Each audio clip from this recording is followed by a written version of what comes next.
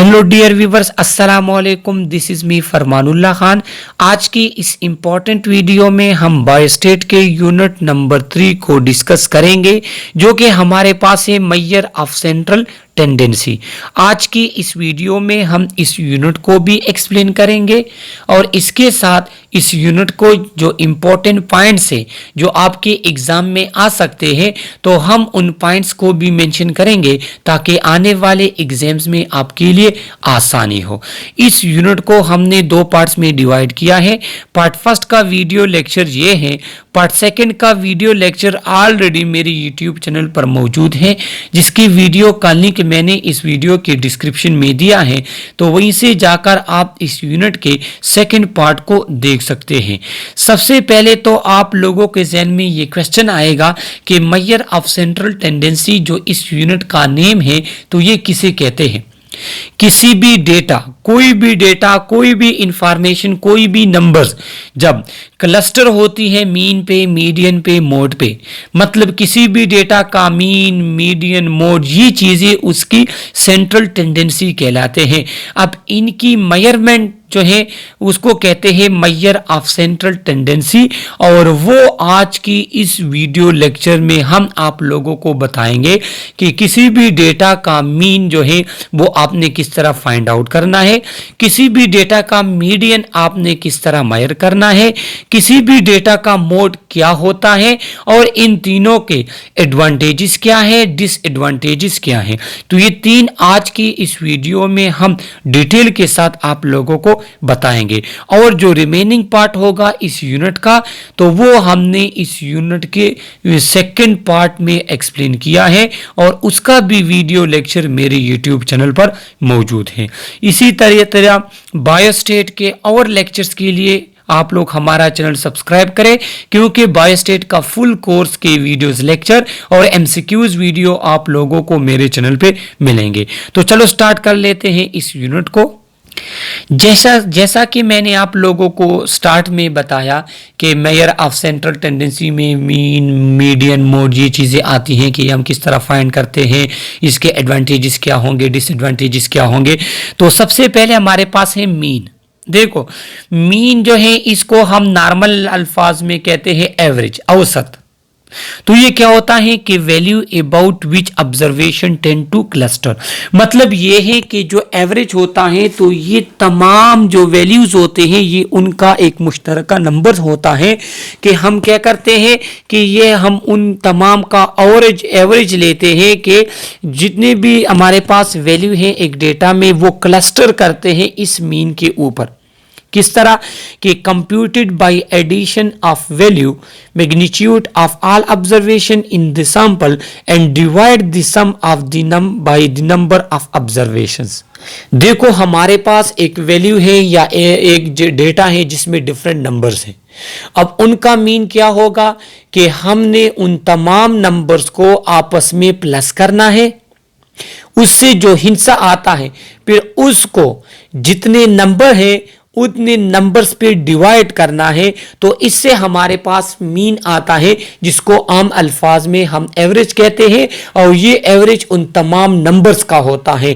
इसलिए तो हम कहते हैं कि टेंड्स टू क्लस्टर, मतलब ये है कि तमाम उसका जो जमा करके उसका एवरेज निकाल के जो एक नंबर आता है, इसको हम कहते हैं मीन। और इसको फाइंड करने का जो तरीका है तो वो यहाँ पे इन्होंने आपको स्टेटमेंट के थ्रू दे दिया, बताया है, और नेक्स्ट स्लाइड में मैं आप लोगों को एक फार्मूले के थ्रू समझाता हूं। देखो, यहां पे आप लोग देख ले, इस एग्जांपल से आप लोगों के लिए किसी भी डेटा का मीन फाइंड करना इंतहाई इजी हो जाएगा। सही है। दूसरी ये बात कि मीन फाइंड करना ये तो इजी है, लेकिन जब एंड में हम डिस्कस करेंगे इस एडवांटेजेस, डिसएडवांटेजेस जो कि एग्जाम के हवाले से इंपॉर्टेंट है, तो फिर वहां पे आप लोगों के सीखने की और आप लोगों के लिए याद रखने की बहुत सी चीजें हैं। लिहाजा आप लोग ये वीडियो गौर से देखिएगा कि हमारे पास ये एग्जाम्पल इन्होंने दिया है कि ये डिफरेंट नंबर्स है हमारे पास, तो हमने इनका मीन किस तरह फाइंड करना है। तो देखो, इसका जो फार्मूला है मीन का, तो वो फार्मूला ये है, यहां तक इसका ये क्या है, ये फार्मूला है। फार्मूला है किसका, मीन फाइंड करने का। ये एक्स बार जो है तो ये डिनोट करता है हमारे पास किस चीज को, ये डिनोट करता है हमारे पास मीन को। मीन डिनोट होता है एक्स बार से। ये हमारे पास X bar equal to sigma X. Sigma ये जो आप इस तरह का निशान देखते हो इसको कहते हैं समेशन।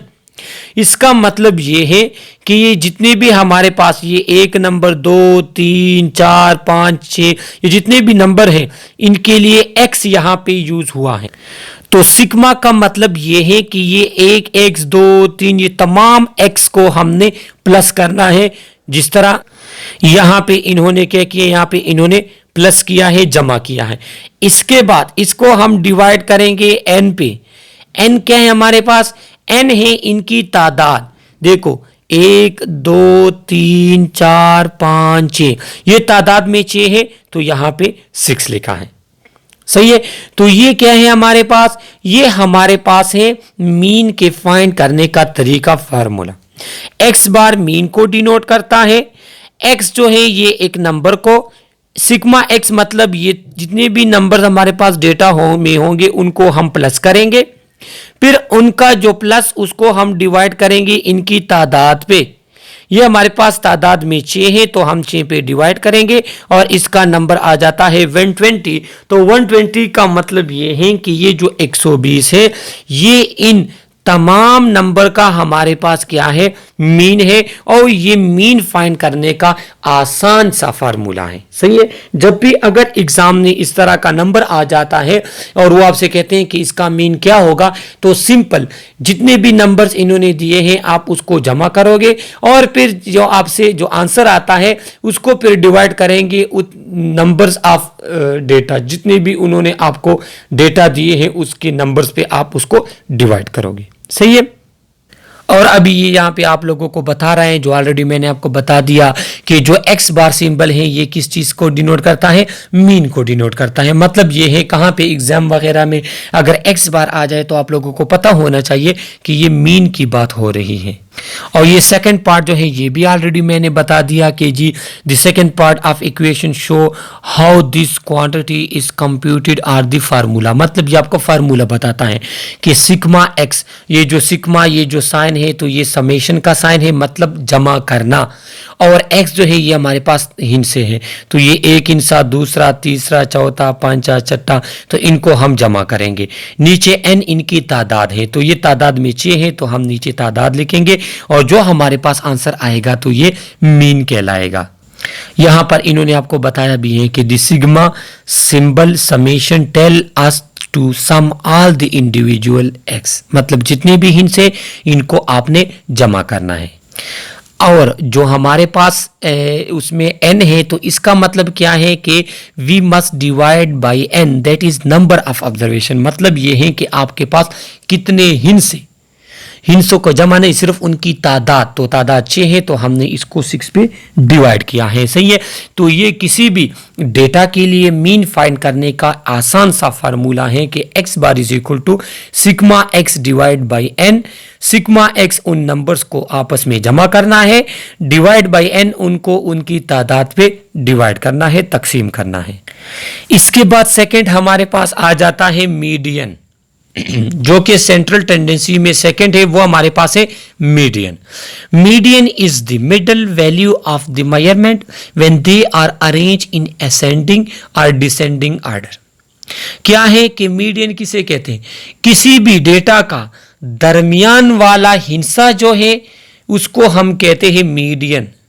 लेकिन एक चीज यहां पे एक्स्ट्रा है कि दरमियान वाला या जो बीच वाला उसको आप तब लोगे जब आप उन डेटा को या तो असेंडिंग आर्डर में या डिसेंडिंग आर्डर में अरेंज करोगे।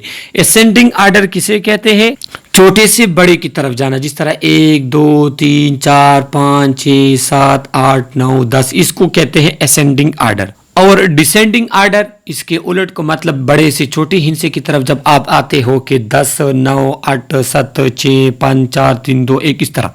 सही है। तो हमने क्या करना है कि हमारे पास ये देखो, जिस तरह आपको पहले बताया है कि ये डेटा अनअरेंज है, 1 5 3 2 4। सबसे पहले हमने इसको अरेंज करना है। अरेंज मतलब तरतीब देनी है। तो यहाँ पे सेकेंड हमने इनको तरतीब दी है 1 2 3 4 5 में।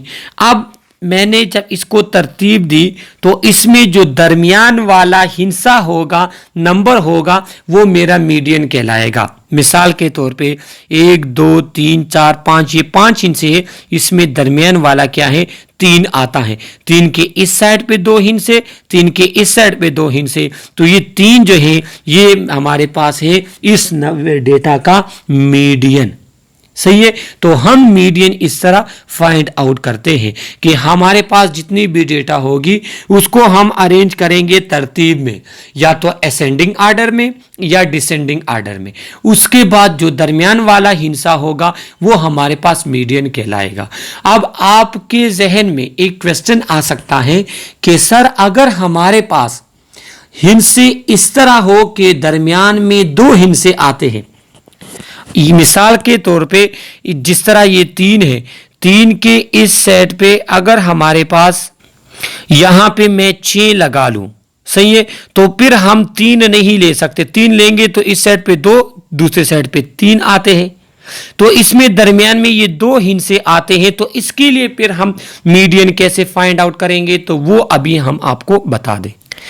If the middle observation are 2, then median is average of central 2 values। देखो, अगर आपके पास वैल्यूज इस तरह है, नंबर इस तरह है, डेटा इस तरह है कि दरमियान में 2 हिस्से आते हैं। देखो, ये जो 1 से लेके 6 तक हमारे पास है, अब इसमें हम 3 नहीं ले सकते। 3 लेंगे तो इसके एक साइड पे 2 हिस्से, दूसरे साइड पे 3 हिस्से, तो ये मीडियन नहीं होता। तो यहां पे हमारे पास 2 हिस्से आ जाते हैं, 3 और 4। तो 3 और 4 के इस साइड पे 2 हिस्से, दूसरे साइड पे 2 हिस्से, तो ये हमारे पास क्या है, ये हमारे पास मीडियन में दरमियान में 2 हिस्से आते हैं। तो यहां पे हमने फिर इन 2 हिस्सों का एवरेज लेना होता है। सही है। तो इन 2 हिस्सों का एवरेज क्या है, 3 + 4 = क्या आते हैं, हमारे पास आता है 7। 7 को हम डिवाइड करेंगे 2 पे, 3.5। तो इन नंबर का जो हमारे पास मीडियन है वो 3.5 ईयर्स, मतलब 3.5 है। सही है। तो ये मीडियन फाइंड करने का आसान सा तरीका है। मीडियन कहते हैं दरमियान वाले हिस्से को। हम क्या करेंगे, हम नंबर्स को डिस्ट्रीब्यूट करेंगे, अरेंज करेंगे। अरेंजमेंट के बाद जो दरमियान वाला हिस्सा होगा, जिसके एक साइड और दूसरे साइड पे हिस्से नंबर्स बराबर होंगी, तो वो हमारे पास होगा मीडियन। सही है। अब अगर दरमियान में 2 हिस्से आते हैं तो फिर हमने उन 2 हिस्सों का एवरेज लेना है, और वो एवरेज फिर हमारे पास क्या होता है, हमारे पास मीडियन होता है। तो ये आप लोग जो है इसको सीख ले, क्योंकि इससे भी आपके पेपर में एमसीक्यूज आते हैं कि वहां पे आप लोगों ने फिर क्या करना होता है, मीडियन फाइंड करना होता है। तो ये 2 तरीके आप लोगों को पता होने चाहिए। और थर्ड हमारे पास है मोड। तो मोड किसे कहते हैं, मोड सिंपल मैं आपको बता दूं कि आपके पास एक डेटा है, उसमें ज्यादा रिपीट होने वाले जो नंबर्स होंगे वो मोड कहलाएंगे। जी एग्जाम्पल, ये आप लोग डेटा देख ले, ये क्या लिखा है, 30, 32, 35, 37, 41, 45, 41। तो इसमें ज्यादा जो रिपीट हुआ है वो कौन सा नंबर है, 41। तो ये क्या है, ये इसका मोड कहलाता है।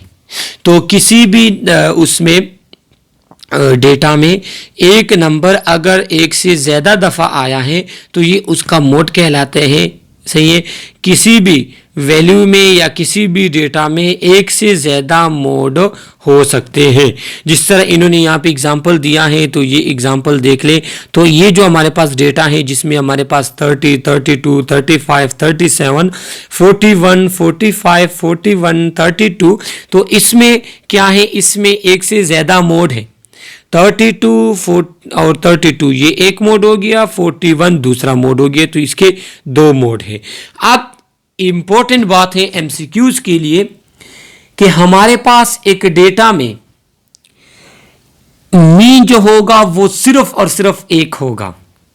किसी भी डेटा का मीन जो होगा वो सिर्फ और सिर्फ एक होगा, किसी भी डेटा का मीडियन जो होगा वो सिर्फ और सिर्फ एक होगा, लेकिन किसी भी डेटा का मोड एक से ज्यादा हो सकते हैं। तो ये आप एमसीक्यूज के लिए याद रख लें, इससे आप लोगों के एग्जाम में एमसीक्यूज आएगा, शायद यही भी आ जाए कि किसी भी डेटा के एक से ज्यादा मोड हो सकते हैं, लेकिन मीडियन और मीन जो होगा ये सिर्फ और सिर्फ एक होगा, सही है, और मोड एक से ज्यादा हो सकते हैं। तो ये आप एमसीक्यूज के लिए याद रख लें। तो यहां तक आप लोग मीन मीडियन मोड को समझ चुके होंगे। अब हम आपको ये बताएंगे कि इन मीन का एडवांटेजेस क्या है, डिसएडवांटेजेस क्या है, और ये स्लाइड एमसीक्यूज के हवाले से, एग्जाम के हवाले से इंतहाई ज़्यादा ज़रूरी है, लिहाजा इसको आप लोग अच्छे तरीके के साथ सीख ले, देख ले और सुन ले। सबसे पहले हमारे पास है मीन। तो मीन का एडवांटेजेस क्या है कि इसकी कंप्यूशन इंतहाई इजी है, मतलब आप इसको इजीली फाइंड कर सकते हो। एक तो इसका ये फायदा है। दूसरा क्या फायदा है, रिजल्ट इज फिम एंड एस्टेब्लिश, मतलब ये है कि इसका जो रिजल्ट होता है वो फिक्स एक नंबर होता है। थर्ड, इसका फायदा क्या है कि यूजेस ऑल द डेटा, इसका फायदा यह है कि इसमें हम तमाम डेटा यूज करते हैं, मतलब ये है कि मीडियन की तरह दरमियान वाला ही इंसान नहीं लेते, या मोड की तरह वो नंबर जो ज्यादा रिपीट हुआ, ये बात नहीं होती, बल्कि इसमें हमारे पास फुल डेटा की क्या होती है, कंप्यूशन होती है, उसको हम कंप्यूट करते हैं, उसको हम ऐड करते हैं, उसको हम यूज करते हैं। फोर्थ, इसका क्या है कि can be use in statistical work, ये इंतहाई इंपॉर्टेंट है इसके लिए कि मीन जो है हम मैक्सिमम स्टैटिस्टिकल वर्क में हम मीन को यूज करते हैं। जैसे आप लोग आगे जाओगे ना, आगे जो हमारे पास और भी जितने भी क्वेश्चंस होंगे और भी जो वीडियोस लेक्चर आप लोग देखोगे, तो उसमें अक्सर हम क्या करते हैं, हम डेटा का मीन फाइंड करते हैं। तो जो मीन है तो इसका एडवांटेज ये है कि इसको हम further statistical data, statistical work में बहुत ज्यादा यूज करते हैं। ये आप लोग एमसीक्यूज के लिए ये चीज याद रख लें। अब हम पढ़ते हैं इसके डिसएडवांटेजेस को। देखो एडवांटेजेस तो है, लेकिन डिसएडवांटेजेस मीन के क्या है कि give impossible figure in discrete. देखो ये आपको एक इम्पॉसिबल फिगर दे सकता है, मतलब ये कि जब हम डिफरेंट वैल्यूज को जमा करते हैं और फिर उनका हम मीन फाइंड करते हैं, तो उससे एक ऐसा नंबर भी आ सकता है जो कि उस डेटा में बिल्कुल मौजूद ही ना हो। तो ये एक उसका डिसएडवांटेज, मतलब पॉइंट्स में आ सकता है, इशारिया में आ सकता है। सेकंड क्या है, affected by extreme value. Second इसकी डिसएडवांटेजेस ये है कि ये एक्सट्रीम वैल्यू से इफेक्ट हो सकता है। किस तरह, देखो अगर हमारे पास एक नंबर है 1399, उसके बाद 101, तो देखो अगर हमने इसका जो है मीन फाइंड करना है, तो देखो ये तो छोटे हिंट से है, लेकिन ये जो एक्सट्रीम वैल्यू है, ये जो है इसको अगर हम इनके साथ मिलाएंगे तो इनका जो मीन होगा तो वो एक बड़ा नंबर आएगा। तो इस फर्स्ट नंबर्स को देखकर आपके जहन में, मतलब आप इस तरह वो एक्सपेक्ट नहीं करते कि इसका मीन कोई बड़ा नंबर आएगा, लेकिन जो एक्सट्रीम वैल्यू है इसको जब हम इसके साथ मिलाएंगे और सबका एवरेज निकालेंगे तो उससे एक बड़ा नंबर आ सकता है। तो कहने का मकसद ये है कि मीन में चूंकि हम ऐसा करते थे कि पहले नंबर से लेके एंड तक तमाम नंबर्स को जमा करके उसका मीन निकालते थे, तो इसलिए जो मीन होता है ये एक्सट्रीम वैल्यूज इसको इफेक्ट कर सकती हैं। इसके बाद needs all the data for calculation. Mean का एक डिसएडवांटेज ये है कि इसमें हमारे पास तमाम डेटा रिक्वायर होगा कि हम उनको जमा करके, उनको सम करके, उनको प्लस करके हम उनका मीन फाइंड करें। हालांकि मीडियन में तो दरमियान वाला हिस्सा लो, मोड में तो जो ज़्यादा रिपीट हुआ है, लेकिन इसमें हमने तमाम डेटा को क्या करना होता है, हमें नीड होता है और सबको हम कैलकुलेट करते तब जाके हमारे पास मीन आता है। अब अगर कोई इस तरह का डेटा है कि उसमें लास्ट वैल्यू या कहाँ पे मिस प्रिंटिंग की वजह से एक नंबर हमें सही से नजर नहीं आ रहा, तो फिर हम क्या कर सकते, हम उसके लिए मीन फाइंड नहीं कर सकते। तो ये क्या है, ये इसके डिसएडवांटेजेस हैं। सही है। इसके बाद सेकंड नंबर आ जाता है मीडियन का। तो मीडियन का जो एडवांटेज है, तो it is not affected by extreme value, extreme value इसको इफेक्ट नहीं कर सकता। मतलब ये है कि हमने दरमियान वाला हिस्सा लेना है, पहला हिस्सा क्या है, लास्ट वाला हिस्सा क्या, इससे हमारा कोई सरोकार नहीं। दूसरा क्या है, exact value can be computed, इसमें हम एग्जैक्ट वैल्यू लेते हैं, सही है, जो हमारे पास वैल्यू है ना दरमियान वाला डायरेक्ट हम हिस्सा नंबर ले लेते हैं। इसके बाद of IMS important in experimental study, और मीडियन जो है ये स्टैटिस्टिकल वर्क में यूज नहीं होता, बल्कि हम इसको एक्सपेरिमेंटल स्टडी में हम लेते हैं। एक्सपेरिमेंटल स्टडी में डायरेक्ट हम मीडियन ले लेते हैं और उससे हम अपना रिजल्ट जो है क्या करते हैं, फाइंड आउट करते हैं। सही है, तो मीडियन जो है इसका हमारे पास एक्सपेरिमेंटल स्टडी में बहुत ज्यादा इंपॉर्टेंस है, और ये आप लोग एमसीक्यूज के लिए फिर याद रख लें। अब इसके डिसएडवांटेजेस कौन कौन से हैं? इसके जो हमारे पास डिसएडवांटेजेस है वो ये है, can not be use further in statistical work. मैंने आप लोगों को बताया कि स्टैटिस्टिकल वर्क में हम सिर्फ और सिर्फ मीन को यूज करते हैं, मीडियन को ज्यादा यूज नहीं करते। तो एक डिसएडवांटेज ये है कि इसको हम फर्दर स्टैटिस्टिकल वर्क में यूज नहीं कर सकते। क्यों? क्योंकि ये फुल डेटा को यूज ही नहीं करता, तो फिर हमारे पास रिजल्ट में प्रॉब्लम आती है।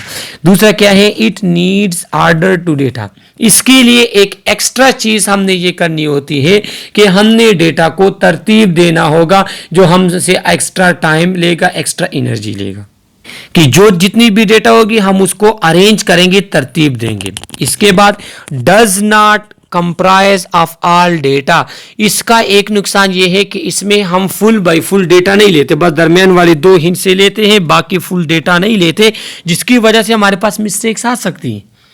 हो सकता है दरमियान वाले हिस्से वो एक्सट्रीम हिस्सों से बिल्कुल डिफरेंट हो, तो इसलिए ये भी इसका एक डिसएडवांटेज है।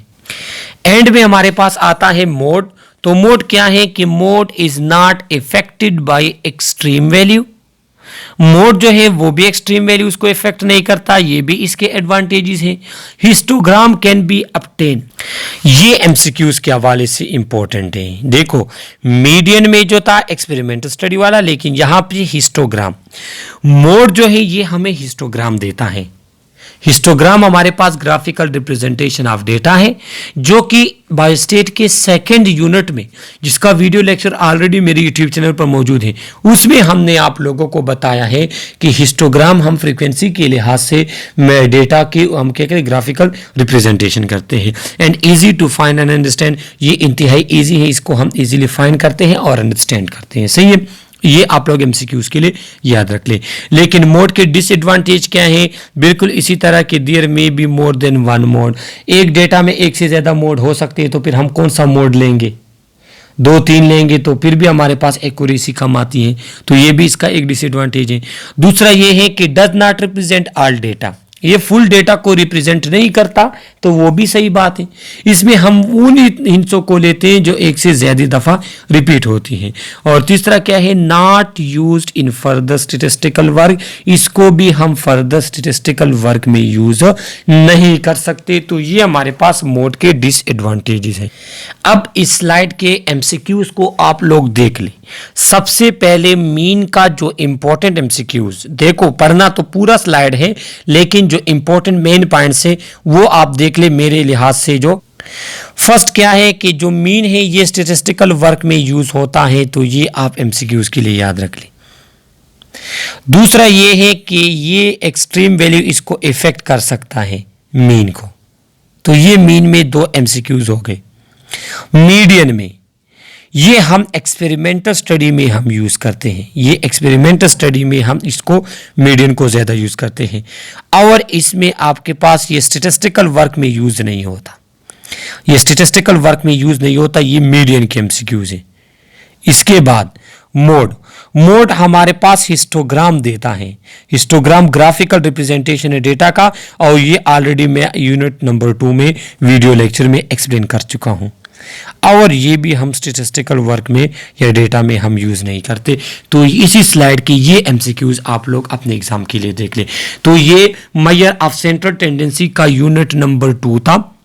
बायोस्टेट और नर्सिंग पैरामेडिक्स तमाम के वीडियोस, लेक्चर, इंफॉर्मेशन वीडियोस मेरे यूट्यूब चैनल पे मौजूद है।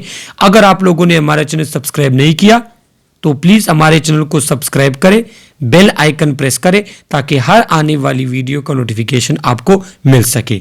अगर आप लोग हमें फीडबैक देना चाहते हैं हमारे चैनल के लिहाज से तो आप लोग हमें फीडबैक दे सकते हैं।